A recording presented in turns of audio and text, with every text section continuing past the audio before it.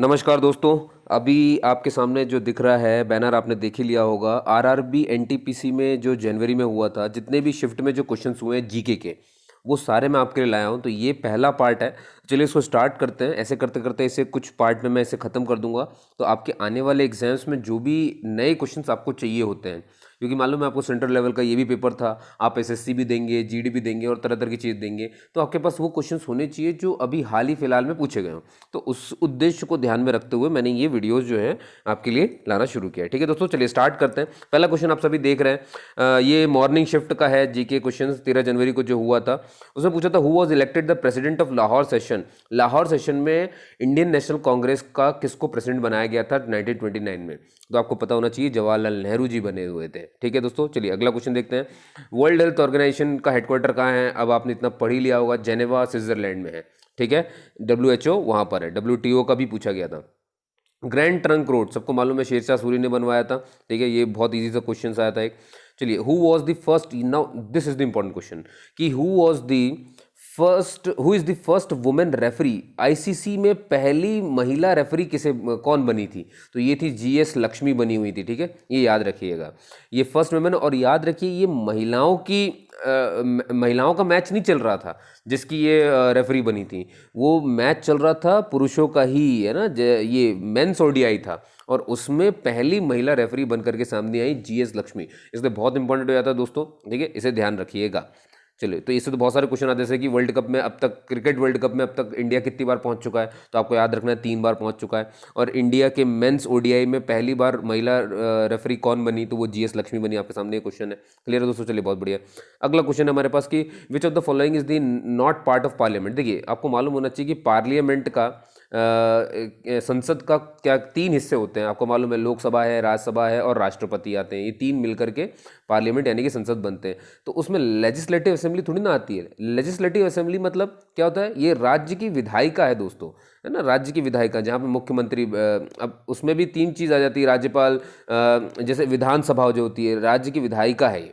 ठीक है, legislative assembly यानी कि विधानसभा। तो Vidhansabha is not the part of Sansad. Clear होगी बात? संसद में 3 चीज़ें रहती हैं, लोकसभा, राज्यसभा और राष्ट्रपति रहते हैं। ठीक है, ये राज्य के लिए होती है।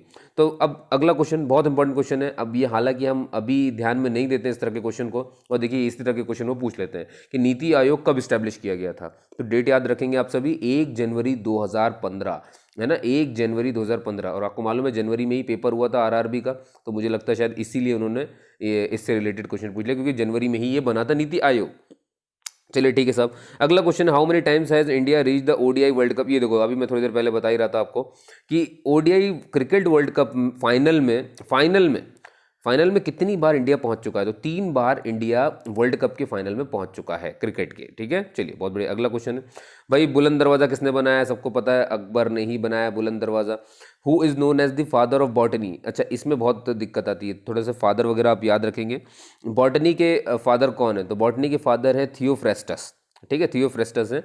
ये सक्सेसर थे, अरस्तु के सक्सेसर थे, याद रखिएगा, है ना। प्रेडेसेसर नहीं, देखिए एक होता है प्रेडेसेसर, प्रीडेसेसर यानी जो पहले था, है ना। अरस्तु से पहले कोई गुरु रहा होगा तो उसे हम प्रेडेसेसर कहेंगे, और अरस्तु के बाद जो आएंगे उन्हें हम सक्सेसर कहेंगे।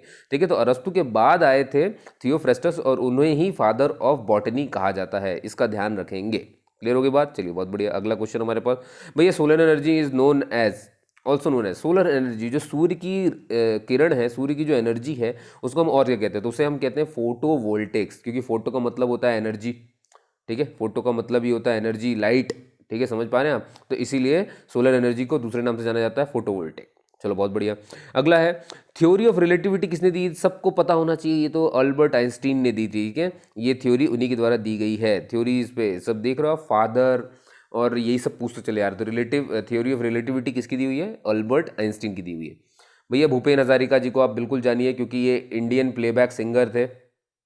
ठीक है, इंडियन प्लेबैक सिंगर, जैसे कि सोनू निगम है और सभी होते हैं, वो सारे के सारे थे इंडियन प्लेबैक सिंगर थे। और ये असम से आते हैं, असम से हैं ये। ठीक है, भूपेन हजारिका बहुत फेमस पर्सनालिटी इंडिया की, आपको बिल्कुल पता होना चाहिए। इंडियन प्लेबैक सिंगर रहे हैं और असम से आते हैं। चलिए बहुत बढ़िया है भाई। अगला है कि इसरो का हेडक्वार्टर कहाँ है? बेंगलुरु में है, कोई बड़ी बात नहीं, आपको पता ही होगा। अगला क्वेश्चन उन्होंने पूछा था रेलवे ने कि what is the full form of UIDAI? मालूम है ना, आधार कार्ड आपको चलता है, तो आधार कार्ड जो इशू कौन करता है? UIDAI करता है। तो ये आखिर है क्या? UIDAI क्या है?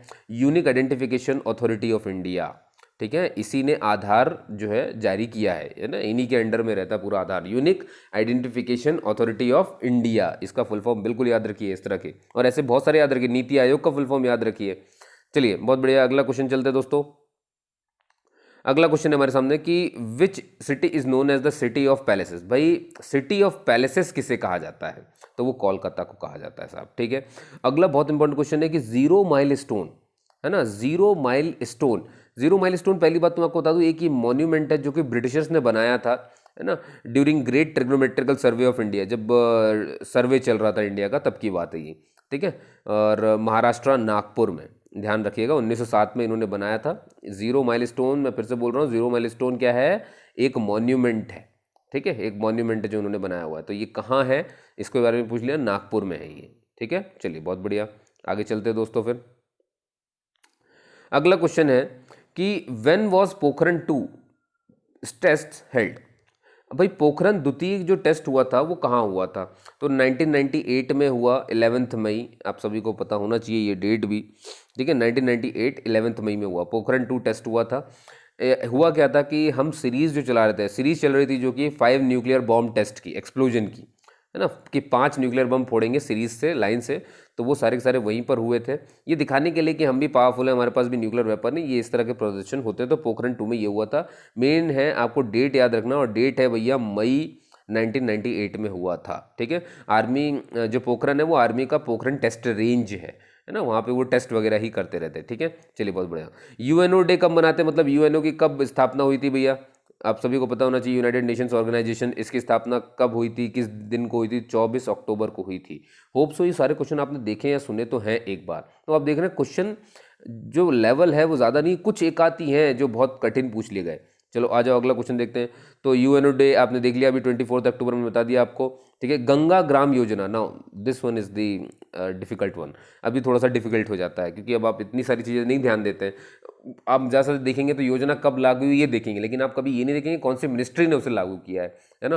ये थोड़ा सा ये लेवल बढ़ा देता है, ये क्वेश्चंस के लेवल बढ़ जाते हैं, यहीं से पास फेल का जो है सब शुरू हो जाता है। तो फिलहाल के लिए आप तो जान जाइए कि गंगा ग्राम योजना जो है, इसे लॉन्च किया था, ये जिस मिनिस्ट्री, जो मिनिस्ट्री इसको देखती है, उस मिनिस्ट्री का नाम है ministry of drinking water and sanitation.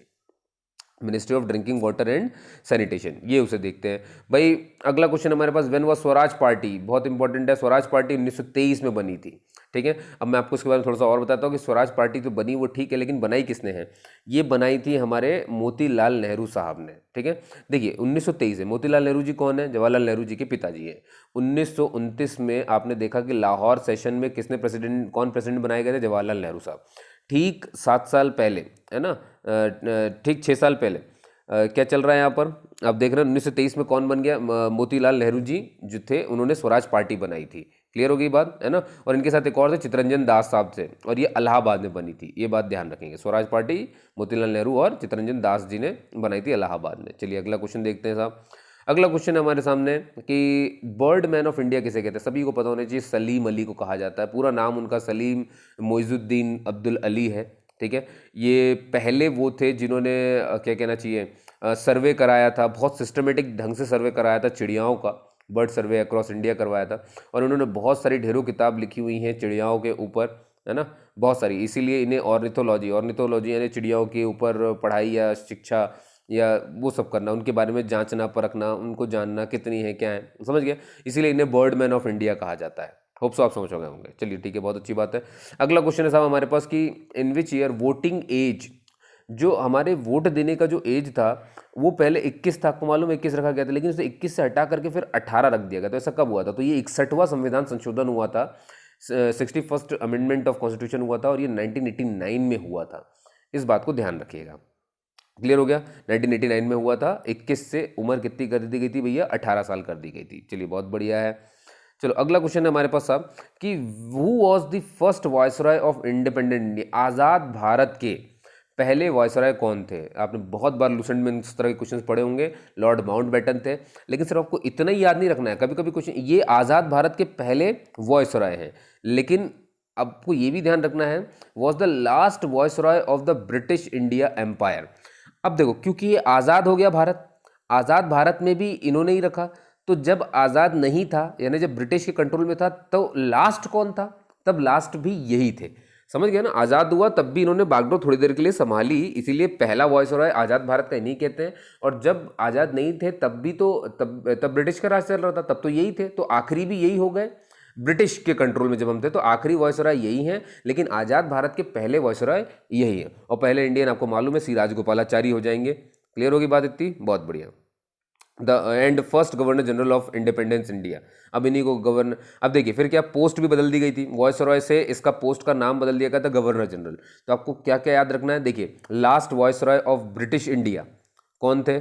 British India जब इंडिया के कंट्रोल में था तब यही है, माउंटबेटन। जब आज़ाद हो गया इंडिपेंडेंट, वायसरॉय भी कौन है? यही है। लेकिन वायसरॉय का नाम बदल दिया और गवर्नर जनरल रख दिया, तो भी कौन रहेगा? First governor general of independent India कौन रहेगा? माउंटबेटन ही रहेंगे। होप सो आपको इतने सारे क्वेश्चन क्लियर हो गए होंगे। चलिए बहुत बढ़िया। अगला क्वेश्चन हमारे पास साहब कि in which process solar energy required. देखो, सोलर एनर्जी को दूसरा नाम आपने देख लिया था, फोटोवोल्टेक कहते हैं। सोलर एनर्जी कहाँ इस्तेमाल होती है? सूर्य की किरण कौन इस्तेमाल करता है? पेड़ पौधे इस्तेमाल करते हैं, फोटोसिंथेसिस करते हैं। आपको मालूम है ना, पत्तों में क्लोरोफिल होता है, क्लोरोफिल वाटर को लेकर, जड़ों से जो वाटर आ रहा है और ऊपर से जो रोशनी आ रही है उसको मिला करके फिर अपने लिए धीरे धीरे काम करता है, और CO2 जब लेता है उसमें मिला देता है, रिडक्शन ऑफ हाइड्रोजन होता है। ये सब आपने पढ़ा होगा फोटोसिंथेसिस की प्रोसेस पूरी की पूरी 10th में। क्लियर है? तो कौन इस्तेमाल करता है अपना फूड बनाने के लिए? इसे सोलर एनर्जी को पेड़ इस्तेमाल करते हैं, और ये फोटोसिंथेसिस में रिक्वायर्ड होते हैं। Which is odd one out. अब ये क्वेश्चन था रेलवे का कि आपको ये ऐसे नाम दे दिए थे, सिंधु, गोदावरी, गंगा और ब्रह्मपुत्र, और पूछा था इसमें अलग कौन सा है। तो सीधी सी बात है, गोदावरी अलग है। इसका रीजन क्या है कि भाई सिंधु, ब्रह्मपुत्र और गंगा ये सब नॉर्थ इंडियन रिवर है ना, सबके सब उत्तर भारत में बहती हैं, और गोदावरी गोदावरी के नीचे बहती है। ठीक है दोस्तों, तो आप समझ गए होंगे इस बात को भी। चलिए बहुत बढ़िया, आगे चलते हैं। Statue of unity. Statue of unity कहाँ है? गुजरात। सभी को पता है, सरदार वल्लभ भाई पटेल है ना, सबसे बड़ी मूर्ति है। अब इतना तो आपको पता ही होनी चाहिए। ठीक है, चलिए अगला, अब ये अगली शिफ्ट पे आ जाते हैं भैया। शिफ्ट 2 है हमारे पास इवनिंग का। Who is called Napoleon of India. भाई किसे कहा जाता है नेपोलियन ऑफ इंडिया? और ये कहा जाता है समुद्रगुप्त को। ठीक है, देखिए समुद्रगुप्त को कहा जाता है, इन्होंने 100 लड़ाइयाँ लड़ी थी और एक भी नहीं हारे थे। और ये सारी जानकारी हमें कहाँ से मिलती है? इनके जो प्रशस्ति अभिलेख है, प्रयाग प्रशस्ति अभिलेख जो है ना, रिटर्न किसने लिखा था प्रयाग प्रशस्ति अभिलेख? ये उनके जो पोएट थे हरिशेन नाम के, उन्होंने ही उसमें बताया था कि ये 100 बैटल लड़े और कभी भी हारे नहीं। तो जब हिस्टोरियन ने इस प्रयाग प्रशस्ति अभिलेख को पढ़ा, जो हरिशेन ने बनाया था, जो लिखा था उसमें, तो कौन से अंग्रेज थे जिन्होंने इसे पढ़ा था? तो हिस्टोरियन का नाम भी पूछ लेते कभी कोई, तो याद रखिएगा A.V. स्मिथ नाम था उनका। तो A.V. स्मिथ ने फिर इनको कहा कि अरे यार ये तो बिल्कुल नेपोलियन है। समझ गए ना, ये तो मतलब नेपोलियन है, तो भारत का नेपोलियन की संज्ञा दे दी इनको सीधे सीधे।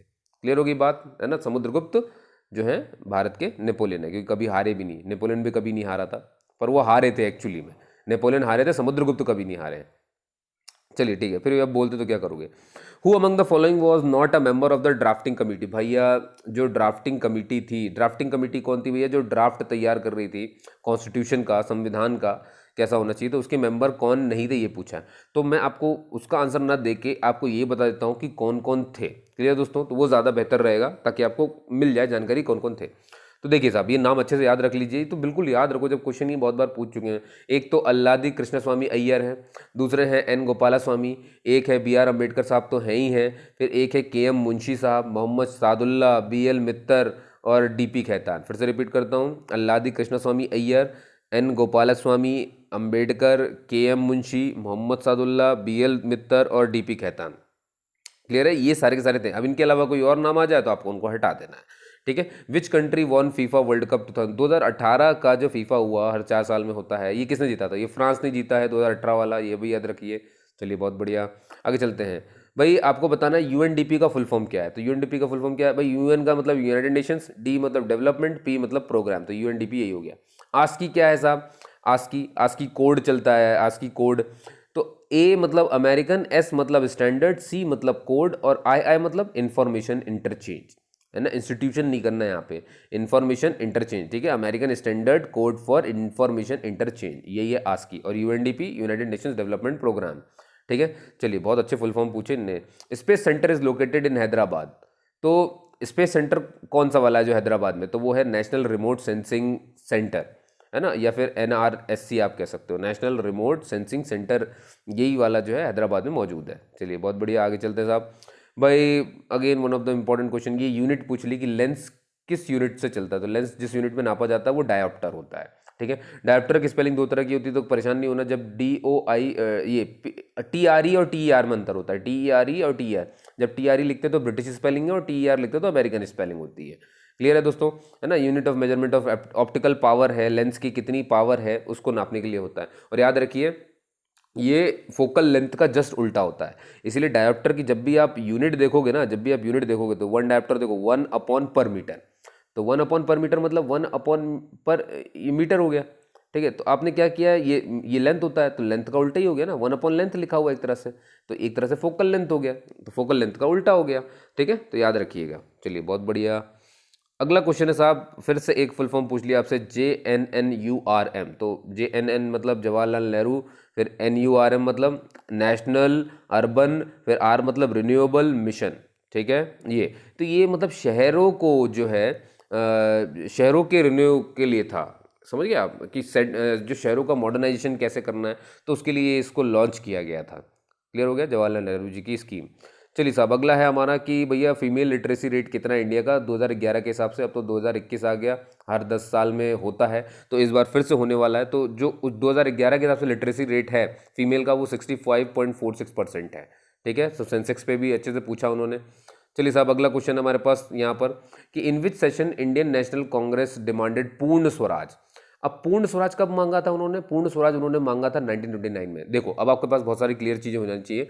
मैंने अभी आपसे कहा कि 1923 में स्वराज पार्टी किसने बनाई, मोतीलाल नेहरू और चित्तरंजन दास साहब ने, ठीक है। और हमारे यहाँ पर क्या कहना चाहिए, ठीक 6 साल बाद 1929 में लाहौर सेशन हुआ था, इसके प्रेसिडेंट कौन थे, मोतीलाल नेहरू जी के बेटे जवाहरलाल नेहरू साहब, और जवाहरलाल नेहरू जी ने इसी में पूर्ण स्वराज की मांग की थी लाहौर सेशन में। क्लियर हो गई बात, ठीक है, याद रखिएगा। अभी थोड़ी देर पहले यही लाहौर सेशन का आपको मैंने बताया था प्रेसिडेंट कौन थे, जवाहरलाल नेहरू थे, और उसी में पूर्ण स्वराज की मांग भी हुई थी। चलिए computer runs on binary digit, सबको पता होना चाहिए ये बात। The outer most covering of the seed is called, अच्छा मैं थोड़ा सा इसमें बताऊंगा, जो सीड होता है, बीज होता है, उसकी जो आउटर मोस्ट कवरिंग होती है उसे सीड कोट कहा जाता है, लेकिन सीड कोट के भी दो लेयर होते हैं साहब।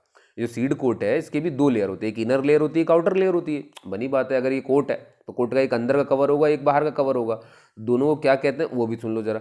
देखो तो जो इनर कोर है सीड कोट का, जो इनर कोर है उसे टेगमन कहते हैं, टेगमेन कहते हैं, और जो आउटर कोर है उसे टेस्टा कहते हैं, ठीक है। जो अपना सीड कोट है उसका इनर इनर लेयर जो है टेगमेन है और आउटर लेयर जो है वो टेस्टा है। तो ये भी कभी कभी पूछ लेते हैं, तो आपको थोड़ा सा याद रखना है कि सीड कोट पूरा outer most covering of seed क्या कहलाती है, सीड कोट कहलाती है। फिर सीड कोट में इनर कवर और आउटर कवर होता है। इनर कवर को क्या कहते हैं साहब, टेगमेन, और आउटर कवर को क्या कहते हैं, टेस्टा। चलिए बहुत बढ़िया, अगला क्वेश्चन हमारे पास, चिपको मूवमेंट सबको पता होना चाहिए, कंजर्वेशन ऑफ पेड़ को बचाने के लिए सब किया गया था, चिपको मूवमेंट स्टार्ट किया गया था, ठीक है। हुमायूं नामा किसने लिखा है, गुलबदन बेगम में लिखा हुआ है हुमायूं नामा, ठीक है, 1522 और 1623 में 33 में, ठीक। अगला क्वेश्चन हमारे पास, the bronze statue of dancing girl, भाई जो कांस की मूर्ति मिली थी नटराज की, है ना, डांसिंग नाचती हुई मूर्ति, वो कहाँ से मिली थी, मोहनजोदड़ो से मिली हुई थी, ठीक है। इसमें से आपने बहुत सारी चीज़ें पढ़ी होंगी ऑलरेडी। भाई ड्राई आइस को क्या बोलते हैं, ड्राई आइस को ये बोलते हैं CO2। क्लियर है, सभी को पता होना चाहिए।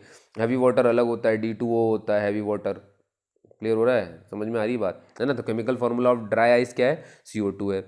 चलिए, which was the first country declare the independence, अच्छा सोवियत यूनियन जो चल रहा था, सोवियत यूनियन से अलग होने वाला पहला कंट्री कौन था जिसने खुद को आज़ाद कर दिया था सोवियत यूनियन से, तो खुद रशिया ही था। समझ गए ना, सोवियत यूनियन से अलग हुआ था, इसमें यूक्रेन वगैरह सब आते थे, तो सबसे पहले रशिया ने खुद को अलग किया था। चलिए बहुत अच्छा, आपका जीके स्ट्रांग होता जाए, कुछ नया मिलता जाए उसे नोट करते जाए, आपको जो पढ़ा होगा वो तो होगा ही आपके पास। अगला क्वेश्चन है साहब हमारे पास कि reservation for women has been provided in which election, किस इलेक्शन में रिजर्वेशन फॉर वुमेन दिया गया है, पंचायत के इलेक्शन में दिया गया है। जलियांवाला बाग कहाँ पर है, तो ये आपको पता होगा अमृतसर है। बहुत जनरल डायर ने जो खतरनाक मंजर दिखाया था, सारे गेट बंद करके सबको शूट कर दिया था, कुएं में गिरे पड़े थे लोग, कहाँ कहाँ नहीं, बिल्कुल सारी लाशें, एक भी नहीं भागा था, तो ये काला दिन था भैया, अप्रैल 13 1919 का, ठीक है, अमृतसर में है जलियांवाला बाग। चलो साहब आगे चलते हैं यहाँ पर। तो who wrote the Hind Swaraj. अब यहाँ देखो जरा, स्वराज पार्टी बनाने वाले, बहुत देखिए स्वराज बार बार आ रहा है इसलिए बहुत ध्यान सुनेंगे। स्वराज पार्टी बनाने वाले मोतीलाल नेहरू थे और ये 1923 में बनाई थी उन्होंने स्वराज, मोतीलाल नेहरू और चित्तरंजन दास, ठीक है, ये आपने समझ लिया। लेकिन पूर्ण स्वराज की मांग करने वाले थे हमारे क्या नाम है, जवाहरलाल नेहरू साहब, ठीक है, जवाहरलाल नेहरू साहब ने किया, लेकिन कब किया था, 1929 में किया था उन्होंने। क्लियर होगी बात, 1929 में उन्होंने किया था पूर्ण स्वराज, और वो उसी के प्रेसिडेंट बने थे। लेकिन अब इन्होंने पूछा है कि लिखा किसने हिंद स्वराज नाम की किताब, तो हिंद स्वराज जिसने लिखा है वो महात्मा गांधी जी हैं। क्लियर होगी बात, ठीक है। और इसी को इंग्लिश में हिंद स्वराज को, इंग्लिश हिंद है ना, हिंद स्वराज, स्वराज मतलब होम रूल, हमारा शासन, भारत का शासन, Hind India, Swaraj home rule. Clear होगी बात, ठीक है। अब ये हु रोट, महात्मा गांधी साहब ने लिखी थी, इसे 1909 में लिखी थी इन्होंने, और बस इन्होंने यही सब बताया था इसमें। चलिए साहब अगला चलते हैं, शिफ्ट 2 पर आ जाते हैं, मॉर्निंग के, मतलब ये मॉर्निंग शिफ्ट है अगले तारीख का। When was Guru Nanak Dev born, भाई गुरु नानक जी का जन्म कब हुआ था, तो ये 29 नवंबर 1469 में जन्मे थे, ठीक है, डेट याद रखिए, बड़ी पर्सनैलिटी हैं। चलिए साहब आगे चले, चलो बहुत बढ़िया। अगला क्वेश्चन है साहब कि अच्छा वाटरवे 1, जिस तरह से हमारे पास नेशनल हाईवे है ना, नेशनल हाईवे 1 2 3 4, उस तरह से वाटरवे भी बने हुए हैं। तो ये पूछ रहे हैं कि what is the total length of waterway 1। तो वाटरवे 1 पहले कहाँ से कहाँ तक ये भी पता होना चाहिए, प्रयागराज से लेकर के हल्दिया तक जाता है ये, ठीक है, प्रयागराज से हल्दिया तक जाता है, और 1620 किलोमीटर का है वाटरवे 1, है ना। ये पानी का है, जैसे रोड का होता है ना नेशनल हाईवे, तो पानी का भी एक हाईवे है जिसे हम वाटरवे कहते हैं। तो पहला हमारा जो बना था टोटल लेंथ ऑफ वाटरवे 1, ये नंबर 1 है, प्रयागराज टू हल्दिया, ठीक है। तो who was the first Indian lady, अब भैया बुकर प्राइज जो है, पहली भारतीय महिला का नाम बताइए जिसे बुकर प्राइज मिला हो, तो वो अरुंधति रॉय थी, और इनकी किताब बहुत फेमस है, the God of small things, इसी के लिए इन्हें मिला था, और ये इनकी फर्स्ट ही नॉवल थी, 1997 में इन्होंने लिखी थी, ठीक है, अरुंधति रॉय ने the God of small things. Clear है दोस्तों, चलो बहुत बढ़िया। व्हेन डिड वाटर रेवोल्यूशन, भाई पानी की क्रांति कब स्टार्ट हुई इंडिया में, तो ये 5 जून 2015 में स्टार्ट हुई, मतलब बहुत पुराना नहीं है, ठीक है। चलो सरिस्का वाइल्ड लाइफ सेंचुरी आपको पता होना चाहिए, सरिस्का जो है अभी व्यापम के भी सॉल्ट पेपर में मैंने बताया था, इसको राजस्थान में है, राजस्थान के भी भरतपुर में है, सरिस्का वाइल्ड लाइफ सेंचुरी है ये। क्लियर होगी बात, चलिए बहुत बढ़िया, अगले में चलते हैं। भाई what is the full form of MRTP, MRTP का फुल फॉर्म क्या है दोस्तों, तो एम मतलब होता है मोनोपोलिस्टिक, आर मतलब हो गया रिस्ट्रिक्टिव, टी मतलब हो गया ट्रेड एंड प्रैक्टिस, ठीक है, monopolistic and restrictive trade practice. चलो बहुत बढ़िया। भाई मोपला विद्रोह जो हुआ था वो कब हुआ था, मोपला विद्रोह जो हुआ था 1921 1922 में हुआ था, तो ये भी याद रखेंगे। Who was the speaker of 16th Lok Sabha, जो 16th लोकसभा थी उसके स्पीकर कौन थे, उसकी थी भैया स्पीकर सुमित्रा महाजन। चलिए बहुत बढ़िया। In which year was Asiatic Society established, Asiatic Society जो है कब इस्टेब्लिश की गई थी एशियाटिक सोसाइटी, तो ये 1784 में एशियाटिक सोसाइटी जो है इस्टेब्लिश की गई थी। पूरे पन्ने में आता है ये सारा कुछ लूसेंट के। चलो भाई, मतलब लूसेंट से बाहर नहीं था, ज़्यादातर आसान भाषा में ही कह सकते हो आप, जिसने लूसेंट अच्छे से पढ़ी हुई है इसका तो आराम से निकल जाना था ये।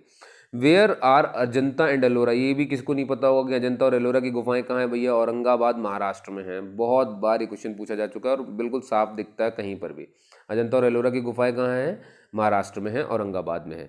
भाई सूर्य मंदिर कहाँ है, ये भी आपको पता होगा, सूर्य मंदिर उड़ीसा का, कोणार्क का सूर्य मंदिर तो कोणार्क में उड़ीसा में है, बहुत बढ़िया। What is the minimum age for becoming a member of panchayat समिति, देखो पंचायत समिति का मेंबर बनने के लिए आपको कम से कम 21 साल का तो होना ही पड़ेगा, ठीक है। Who is the writer of the Bahurupi Gandhi, Bahurupi Gandhi एक किताब है, उसके राइटर कौन है, तो उसके राइटर हैं अनु बंदोपाध्याय, ठीक है, याद रखिएगा। और कंट्रोल प्लस वी से क्या होता है दोस्तों, आपको मालूम होना चाहिए, पेस्ट होता है, ठीक है। एमएस वर्ड में जब भी आप कंट्रोल और वी एक साथ दबाते हैं तो आपका हमेशा ये पेस्ट का होता है। फिर कंट्रोल सी आपको पता है, कंट्रोल आर आपको पता है, सब पता होना चाहिए, ठीक। चलिए बहुत बढ़िया, आगे चलते हैं। अगला क्वेश्चन है साहब, which Indian has been awarded with Mexico's highest civilian honour, देखो मैक्सिको का जो हाईएस्ट सिविलियन ऑनर है, मतलब उनके देश के नागरिकों को जो मिलता है वो वाला सिविलियन ऑनर से कहते हैं, लेकिन फॉर फॉरेनर्स जो देते हैं वो, तो ये उन्होंने किसको दिया, किस इंडियन को मिला है मैक्सिको का highest civilian honour for foreigners. Foreigners क्यों, मैक्सिको के लिए हम फॉरेनर्स हैं, है ना, उनके लिए हम विदेशी हैं और वो हमारे लिए विदेशी हैं, तो वो अपने विदेशियों को एक हाईएस्ट सिविलियन ऑनर देते हैं। तो अभी जिस विदेशी को दिया वो एक इंडियन है, और वही आपसे पूछ रहा किस इंडियन को मिला है, तो वो है प्रतिभा देवी सिंह पाटिल। ये आपको मालूम है हमारी पहली महिला राष्ट्रपति भी हैं, किसी भी हालत में आपको चीज़ पता होनी चाहिए, और उन्हीं को मैक्सिको का हाईएस्ट सिविलियन ऑनर मिला है। ठीक है। इसरो एस्टैब्लिश रिसर्च सेंटर इन अंटार्कटिका। देखिए अंटार्कटिका आपको मालूम है बर्फ़ से ढकी पड़ती है, लेकिन वहाँ पर रिसर्च के लिए हमने टीम बनाई हुई है, तो क्योंकि वहाँ पर स्टेशन भी बनाने पड़ेंगे, तो भारतीय स्टेशन है वहाँ पर। ठीक है। तो भारतीय स्टेशन में ही अभी अभी एक रिसर्च सेंटर उन्होंने स्टैब्लिश कर दिया है, ground station for earth observation satellites, AGEOS। ठीक है। तो हमारे इसरो स्टैब्लिश रिसर्च सेंटर कहाँ पर स्टैब्लिश किया, तो भारतीय स्टेशन में हमने ये चीज़ स्टैब्लिश करी है। ठीक है। अर्थ ऑब्जर्वेशन के लिए सैटेलाइट्स है। चलो अगला क्वेश्चन हमारे पास, when emperor Nadir Shah invaded India. Invaded मतलब कब कब घुसपैठ करी थी इंडिया में इसने, तो 1739 में करी थी नादिर शाह ने। आपको मालूम है ना, ईरान का शासक था ये। ठीक है। बाकी तो आपको पता ही है, दिल्ली में घुसा था भैया ये। चलो तो बताना है आपको, the study of animal is called, सबको पता होना चाहिए, जूलॉजी होती है, स्टडी ऑफ एनिमल्स उसी में आता है। अच्छा ठीक है। चलिए अगला क्वेश्चन हमारे पास कि which building was built on the arrival of George five to India.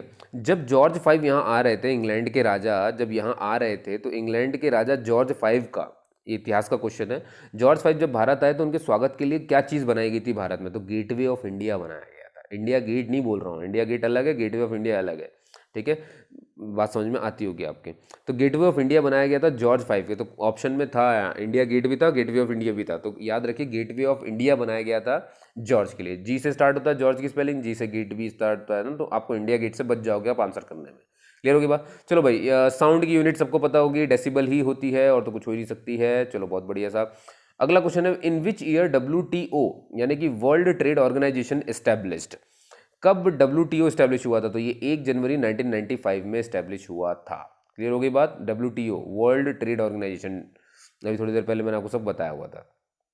चलिए साहब अगला क्वेश्चन है कि who passed a bill after Lok Sabha and Rajya Sabha in India. देखो भाई आपको मालूम है, मैं थोड़ी देर पहले बताया था, जो पार्लियामेंट है किससे मिल करके बनती है, लोकसभा, राज्यसभा और राष्ट्रपति होती है। जब इन तीनों से मिल करके बन रही है, और जब बिल पास होगा तो लोकसभा से पास हो गया, राज्यसभा से पास हो गया, तो पूरी पार्लियामेंट से पास होने के लिए तीसरे से भी पास होना चाहिए, तो प्रेसिडेंट ऑफ इंडिया ही होते हैं वो। क्लियर होगी बात। चलो बहुत बड़े, ये भी आपको पता ही होगा, कोई नया नहीं था। What is found in the cavity of the small intestine. अच्छा, जो स्मॉल इंटेस्टाइन की जो कैविटी है, यानी हमारी छोटी आंत है, उसमें जो कैविटी है उसमें क्या पाया जाता है, तो याद रखिए उसमें विली पाया जाता है, विली।